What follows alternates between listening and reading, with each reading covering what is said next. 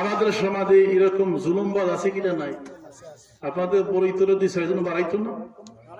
হ্যাঁ, আল্লাহ পাক টাকা দিয়েছেন, পয়সা দিয়েছেন, সব ধনীকে আমি বলতেছি না। কিছু সংখ্যক ধনী একটু টাকার নাগাল পেলেই গরিবদের মাথার মধ্যে বিভিন্ন কৌশলে, বিভিন্ন নিয়মে, বিভিন্ন তরিকায় জেল জরিমানা করে, কেস মামলা দিয়ে সাধারণ মানুষকে হয়রানি করে। এরকম মানুষ আছে কিনা নাই? আমার কথাগুলো বাস্তব, যেগুলো আমি কথাগুলো আনতেছি। আপনার আমার গ্রামে, শুধু আপনার গ্রামে নয়, আমার গ্রামে অনেক মানুষ আছে। সবাই না, সব ধনী খারাপ না, সব গরিব আবার খারাপ না, সব গরিব ভালো না, আবার সব ধনীও ভালো না। কাউকে এফেক্ট করে কথা বলতেছি না। অনেক মানুষ ধনী হয়েছে, শুকরিয়া আদায় করে খান আল্লাহ। সে কাউকে জুলুম করে না। তার মনের মধ্যে জবাবদিহিতার বই তার অন্তরে আছে। একদিন কিয়ামতের দিন আমার আল্লাহ আমার জুলমিয়তের জন্য জবাবদিহি করবে। আমাকে আল্লাহ পাক আসামির কাঠগড়ায় দাঁড় করাবে। এই যে তার আল্লাহর ভয় তার অন্তরের ভিতরে, এই আল্লাহর ভয় যাদের অন্তরে থাকবে, আল্লাহ পাক বলেন ওয়ালিমান খাফা মাকামা রাব্বিহি জান্নাতান।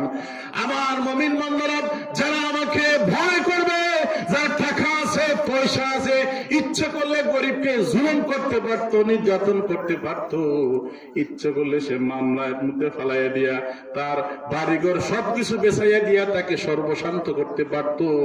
কিন্তু একমাত্র আল্লাহকে ভয় করে বলেছে, না না, এমন কাজ আমি করব না। আমি একদিন নিঃস্ব অবস্থায় খালি হাতে কবরে চলে যাব, সুতরাং আমি এই কাজ করব না। এই ভয় যাদের অন্তরে রয়েছে, আল্লাহ পাক বলেন আমার ওই বান্দার জন্য 2টা জান্নাত আমি আল্লাহ রিজার্ভ রেখেছি। জুড়ে বলেন না সুবহানাল্লাহ।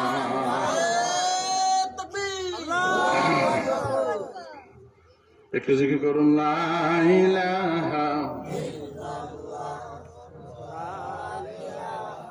ইল্লাল্লাহ। জুড়ে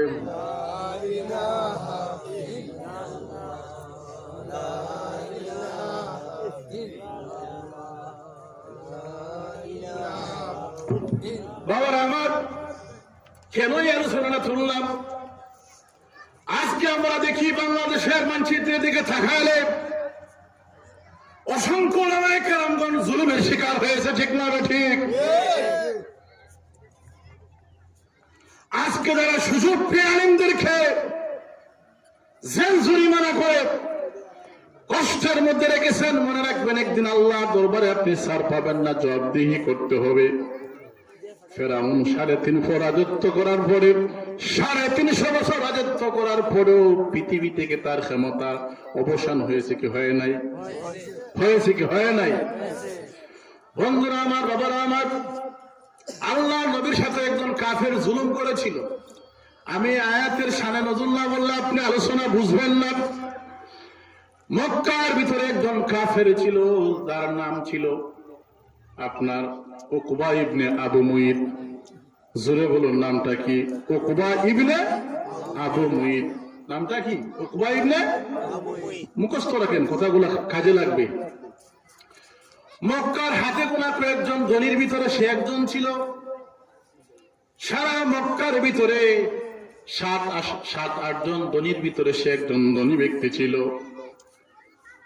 সেই উকবা ইবনে আবু মুইত, তার ভিতরে কিছু গুণ ছিল, বিশেষ করে তাফসীরে জালালাইন শরীফের মধ্যে আনা হয়েছে। সে একজন বড় ব্যবসায়ী ছিল, তার 3টা গুণ ছিল। জুড়ে বলুন, কয়টা গুণ? 3টা গুণ ছিল। মক্কার কাফের উকবা ইবনে আবু মুইত কাফের হওয়া সত্ত্বেও তার ভিতরে 3টা গুণ ছিল। ব্যবসায় যখন যাইতো, ব্যবসার মধ্যে লাভ হলে পরে, মুনাফা হলে পরে, ওই লাভের টাকাটা, তার মুনাফার টাকাটা 3টা ভাগে সে বিভক্ত করত। ওই টাকাটাকে 3 ভাগে বিভক্ত করে 1 ভাগ টাকা দিয়ে দিত তার গরিব মিসকিনদেরকে। সুবহানাল্লাহ বলেন। সে যদিও কাফের, তার ভিতরে একটা ভালো গুণ আছে। 3টা গুণের ভিতরে একটা গুণ হলো লাভের অংশকে 3 ভাগ করে 1 ভাগ লাভের অংশ তার গরিবদেরকে, আত্মীয় স্বজনকে দান করে দিত। 2 নম্বরের গুণ ছিল সে কাফের ছিল ঠিকই, কিন্তু কাফের থাকা সত্ত্বেও 2 নম্বরের গুণ হলো সে যে সময় ব্যবসা থেকে ফিরে আসতো, ব্যবসা থেকে ফিরে এসে পড়ে খানা আয়োজন করে, খানার বড় আয়োজন করে। আমাদের দেশে খানার আয়োজন হয় না, অলিমা হয় না, বিবাহ শাদী হয় না, খানার আয়োজন করে ধনিক গরিব সবাইকে মিলিয়ে খাওয়াইতো। আর তার এই টাকার অংশটাকে 3 ভাগ করে আরেক ভাগ তার নিজের জন্য রাখত। কাফের ছিল কিন্তু সেই জালিম কাফের উকবা ইবনে আবি মুঈত, কাফের হওয়া সত্ত্বেও 3টা গুণ। আজকে সে কাফের হয়েও আমরা তার আলোচনা করতেছি ঠিকই, কিন্তু তার আত্মীয় স্বজনকে সে ঠকায় নাই। বলুন ঠিক কিনা? আমাদের সমাজে অনেক ধনী মানুষ আছে, আফসোস করে। কিছু মানুষ আছে, আল্লাহ বলেন ইন্নাল ইনসানা খুলিকা হালুআ ইযা মাসসাহুশ শাররু জাযুআ। নিশ্চয়ই মানুষের ভিতরে কিছু মানুষ আছে, আর মানুষের সম্পর্কে আল্লাহ বলে ইন্নাল ইনসানা খুলিকা হালুআ, নিশ্চয়ই মানুষ স্বভাবগতভাবে চালাক। মানুষ স্বভাবগতভাবে চালাক কেন বলা হয়েছে? এই কথা বললে অনেক লম্বা আলোচনা করতে হবে। কারণ এই যে আদম আলাইহিস সালামকে আল্লাহ যখন রুহু দিয়েছিলেন, আদম আলাইহিস সালামের রুহু দেওয়া মাত্র তিনি দাঁড়ায় গেলেন, তাড়াহুড়া করলেন। এই তাড়াহুড়া স্বভাবটা আর মানুষের কিছু ফাঁস কাটাইয়ের অভ্যাস, এটা মানুষের স্বভাবগত ভাবে আছে। যার কারণে আল্লাহ পাক এখানে কয়েকটি কারণের জন্য আল্লাহ পাক বলেছে ইন্নাল ইনসানা খুলিকা হালুআ, নিশ্চয়ই মানুষ বড়ই চালাক, মানুষ বড়ই চতুর। আবার অন্য জায়গায় বলেছেন ইন্নাল ইনসানা খুলিকা দাঈফা, নিশ্চয়ই মানুষকে আমি দুর্বল করে সৃষ্টি করেছি। খুলিকাল ইনসানু দাঈফা, মানুষকে আমি দুর্বল করে সৃষ্টি করেছি। দুর্বল এজন্য যে তুমি যত বড় ক্ষমতার অধিকারী হও, প্রধানমন্ত্রী হও, রাষ্ট্রমন্ত্রী হও, রাষ্ট্রপতি হও, এমপি হও, যাই হও, চেয়ারম্যান হও, মেম্বার হও, একদিন তোমাকে মৃত্যুর স্বাদ গ্রহণ করতেই হবে। যেহেতু তুমি মরবে, সুতরাং তুমি দুর্বল, তুমি সবল নয়। জোরে বলুন ঠিক না বেটি? মওত যেহেতু আছে, মওত যেহেতু আছে, তুমি যতই ক্ষমতার অধিকারী হও না কেন, তুমি দুর্বল। জোরে বলুন ঠিক কিনা? এই জন্য আমি আলোচনাটা আনলাম।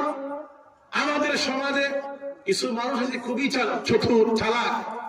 ইন্নাল ইনসানা খুলিকা হালুআ ইযা মাসসাহু শাররু জাযুআ, সে তার অবস্থা যখন খারাপ থাকে, ধনী যখন থাকে না, গরিব অবস্থা যখন থাকে, তখন সে মনে মনে কল্পনা করে যদি আল্লাহ আমাকে ধনী বানাইতো, তাইলে বরত্বের মাহফিলে আমি একলাই খরচ দিয়ে দিতাম। কথা বুঝছেন না? মাহফিলে সারা খরচ আমি একলাই দিয়ে দিতাম। মাইক থেকে শুরু করে সিন্নি থেকে নিয়ে ওয়াজির হাদিয়া থেকে নিয়ে সবকিছু মিডিয়া খরচ সব আমি দিতাম। যখন তার অবস্থা খারাপ থাকে তখন এই কথা বলে।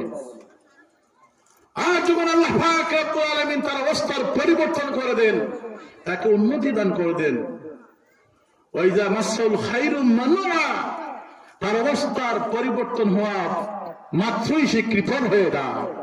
জুড়ে বলুন ঠিক না বেটি? কিছু মানুষ আছে না, ধনী হওয়ার আগে খালি বলে এই কর্ম সেই কর্ম, মসজিদে 50,000 টাকা দিয়ে আমি টাইজ করে দিব, মাদ্রাসা একটা বানাই দিব, অনেক কিছু দেখবেন বলে, কিন্তু যখন ধনী হয়ে যায়, ইযা মাসসাহু শাররু জাযুআ ওয়া ইযা মাসসাহুল খায়রু মানুআ, অবস্থার পরিবর্তন হয়ে গেলে পরে সে কৃপণ হয়ে যায়। আপনি বরত্তরের মাহফিলের জন্য ধনী দেখে ওর কাছে গেলেন, আপনি যে ভাই আপনার তো ছেলে আছে লন্ডনে, অথবা আপনি নিজেই লন্ডনী মানুষ, 5,000 টাকা দেন না বরত্তর মাহফিলের জন্য। সে তখন বাহানা দিবে আমি আসছি কিছুদিন হলো, টাকা উঠাইতে পারেন না, এটা দেখি পড়ে। এরকম লোক আছে কিনা? নাই। অবস্থার পরিবর্তন হয়ে গেলে বদলে যায় যেই মানুষ, বুঝতে হবে এই মানুষটা তার চারিত্রিক দিক দিয়ে সে পূর্ণাঙ্গ মুমিন হতে পারে। মুহতারাম হাজিরিনে কেরাম, এটা আল্লাহ বলতেছেন, আমি বলতেছি না। এরপরে আল্লাহ পাক রব্বুল আলামিন বলেন ওয়াইজা মাসসাল খায়রু মানুআ, অবস্থার পরিবর্তন হয়ে গেলে তারা কি হয়ে যায়? কৃপণ হয়ে যায়। তারপরে আয়াতে আল্লাহ বলেন ইল্লাল মুসাল্লিন, শুধু মুসল্লিরা ব্যতীত, মুসল্লিরা যারা নামাজওয়ালা মানুষ, সত্যিকারের নামাজ যারা পড়ে, এরা ধনী হলে পড়েও তাদের অবস্থার কোনো পরিবর্তন হয় না। যদি বলেন না সুবহানাল্লাহ। নামাজি মানুষ কারা, তারও ব্যাখ্যা আল্লাহ দিয়ে বলেন, আল্লাযিনা হুম আলা সালাতিহিম দাইমুন। নামাজি ব্যক্তি হচ্ছে ওই ব্যক্তি, যেই ব্যক্তি সদা সর্বদা নামাজ পড়ে। শুধু এক ওয়াক্ত নামাজ পড়ার নাম বা সপ্তাহে একদিন জুমার নামাজ পড়ার নাম মুসল্লি নয়। যদি বলুন ঠিক না বেঠিক? বন্ধুরা আমার, বাবারা আমার, আমি আমার বিষয়ের উপর আলোচনা করবো বিদার। আমার আলোচনাকে আমি লম্বা করতে চাই না। মক্কার কাফের উকবা ইবনে আবু মুয়িত, সে ব্যবসা করত, তার মধ্যে ভালো কিছু গুণ ছিল, আগেই বলেছি সে ব্যবসায়ী ছিল উকবা ইবনে আবু মুয়িত। এবার সেই ব্যবসা যাওয়ার আগে তার নিজের অলিমা সে করবে। অলিমা বুঝেননি? বিয়ের পর অলিমা হয় না? এ কথা বলেন না কেন ভাইজান? মুরব্বী বাবারা বলেন, বিয়ের পর অলিমা হয় না? আমাদের দেশে অত্যন্ত আফসোসের সহিত বলতে হয়, আমাদের দেশে কোনার বাড়িতে বরপক্ষ 100 জন, 150 জন, 200 জন, 500 জন মানুষ নিয়ে কোনার বাড়িতে খেতে খায়। লজ্জা থাকা দরকার। কোনার বাড়িতে খেতে যাওয়া নফল নয়, নফল নয়। যদি কোনো ব্যক্তি কোনার বাড়িতে বরপক্ষ দিয়ে খাওয়া নফল দেখাইতে পারে, সারা জীবনের জন্য মাইক ছেড়ে দেব, আর ওয়াজ মাহফিলে আসবো না। আপনাদের সামনে আমি এই চ্যালেঞ্জ ছেড়ে মারলাম। কথা বুঝতেছেন না? মা কি কথা আপনারা বুঝতেছেন না? যে খনের বাড়িতে দিয়ে খাও, বলতে পারলে হুজুর আপনারা তো খান, আমরা তো না পেয়ে দেখাই, আপনারা দাওয়াত দেন, না গেলে তো বিপদ, চাকরি ছুটে যাবে। এই মানুষেরা দাওয়াত দিলাম, গেল না কেন? কিন্তু খনের বাড়িতে খাওয়া না ফলো নয়। এই একটি অর্থ খাওয়ারের জন্য খনের বাবা চোখের পানি ছেড়ে তার জমিন বন্ধক দিয়ে আসে, তার বিঠা অর্ধেক বিঠা বিক্রি করে দেয় এক ভক্তি খাবারের জন্য। আজকে সময় বুঝে গিয়ে এই কথা বলা, আজকে আপনার ওয়াজ মাহফিলে বলা হয় না, এগুলো জরুরি কথাবার্তা। কিন্তু যেটা করার সুন্নত অলিমা, ওইটা দামানদের পক্ষ থেকে করতে হয়, ওইটা করে না। শোনা বন্ধু খেলা জানে। কথা বলুন ঠিক না বেটি? শোনা বন্ধু কি জানে? খেলা জানে। বন্ধুরা আমার, আল্লাহ নবী, বিশ্ব নবী মুহাম্মদ রাসূলুল্লাহ সাল্লাল্লাহু আলাইহি সাল্লাম আয়েশা সিদ্দিকারকে যখন বিবাহ করেছিলেন, আমার আপনার নবী, সুবহানাল্লাহ বলেন, আমার আপনার নবী আয়েশা সিদ্দিকা রাদিয়াল্লাহু তাআলা আনহাকে বিবাহ করে আল্লাহর নবী নিজেই নিজের বাড়িতে ওলিমার আয়োজন করে আয়েশার পক্ষের মানুষ এবং নিজের গোষ্ঠীর পক্ষের মানুষ এবং ওনার সাহাবায়ে কেরামদেরকে নিয়ে আল্লাহর নবী ওলিমা করে দাওয়াত করে খাওয়াইয়েছেন। এটা নবীর সুন্নাত। জুড়ে বলেন না সুবহানাল্লাহ। ওলিমা করা কি? কথা বলেন না, ওলিমা করা কি? কিন্তু সেই ওলিমার সুন্নতকে আমরা পালন করি? আমরা তো খালি খনের বাড়িতে খাইতাম। বলুন ঠিক না বেটি? মক্কার কাফের তার নিজের অলিমা করবে, সে মনে মনে চিন্তা করলো ব্যবসায় যাচ্ছে, যে এবারে ব্যবসা যাওয়ার পরে আমার ব্যবসা যদি ভালো লাভ হয়, আমি এমন একজন ব্যক্তিকে আমার এবারের মাহফিলের আয়োজনে প্রধানমন্ত্রী বানাবো, যেই ব্যক্তি চরিত্রের দিক দিয়েও থাকবে আরবের মধ্যে সবচাইতে উত্তম চরিত্রের অধিকারী, যেই ব্যক্তি বংশের দিয়েও থাকবে সবচাইতে উঁচু বংশের মানুষ, যেই ব্যক্তি তার দেহ তার অভাবের দিক দিয়া সৌন্দর্যের দিক দিয়া সে থাকবে আরব কি আরবের মানুষের মধ্যে সবচেয়ে সুন্দর মানুষ। জুড়ে বলেন না সুবহানাল্লাহ। এটা প্রতিজ্ঞাটা কার? একজন কাফের। উকবা ইবনে আবু মুয়িত তাফসীরে জালালাইন শরীফ গুলো দেখবেন, তাফসীরে জালালাইন শরীফ, তাফসীর রুহুল বায়ান, তাফসীর রুহুল মানি, খানজালিমান খাজাল আরফান, আল্লাহ মাহমুদ রাজা ফাজিল বিল্লাহির তাফসীর করেছেন। তাফসীর নাঈমের মধ্যে আনা হয়েছে, তাফসীর আব্বাসের মধ্যে একই ঘটনা বারবার নকল করা হয়েছে। যদি বলেন না সুবহানাল্লাহ। আমি কেন আলোচনাগুলো আনলাম? যে আল্লাহ নবীর সাথে কেমন জুলুম করলো, এই ঘটনা না শুনলে আপনি বুঝবেন না।